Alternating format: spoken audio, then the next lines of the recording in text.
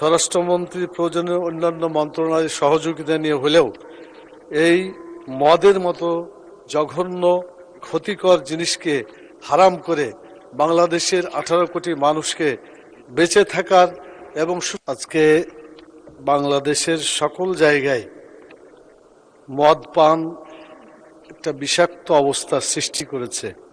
আল্লাহ তাআলা মদ পানকে হারাম করেছেন। মদ্যপ ব্যক্তি, পরিবার, সমাজ, রাষ্ট্র, জনগণের জন্য ক্ষতিকর।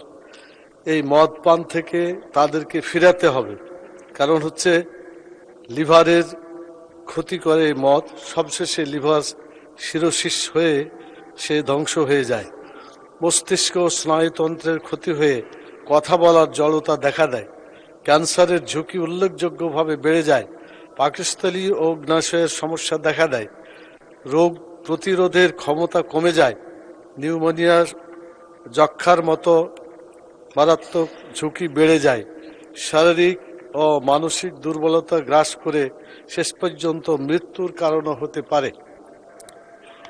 বিশেষ করে আমাদের সমাজে যেখানে মদ পান করা হয় সেখানে ওই এলাকার মেয়েদের জীবন মদ্যপ ব্যক্তিদের দ্বারা ক্ষতিগ্রস্ত হয়। তারা ধর্ষণ, হত্যার শিকার হয় এবং সেখানে একটা ভয়াবহ পরিস্থিতি সৃষ্টি হয়।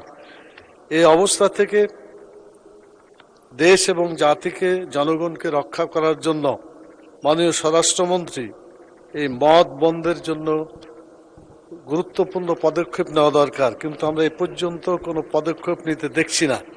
এটা মারাত্মকভাবে সব জায়গায় ছড়িয়ে পড়ছে। সেজন্য আমি প্রস্তাব করছি, মাননীয় স্পিকার, স্বরাষ্ট্রমন্ত্রী প্রয়োজনীয় অন্যান্য মন্ত্রণালয়ের সহযোগিতা নিয়ে হলেও এই মদের মতো জঘন্য ক্ষতিকর জিনিসকে হারাম করে বাংলাদেশের 18 কোটি মানুষকে বেঁচে থাকার এবং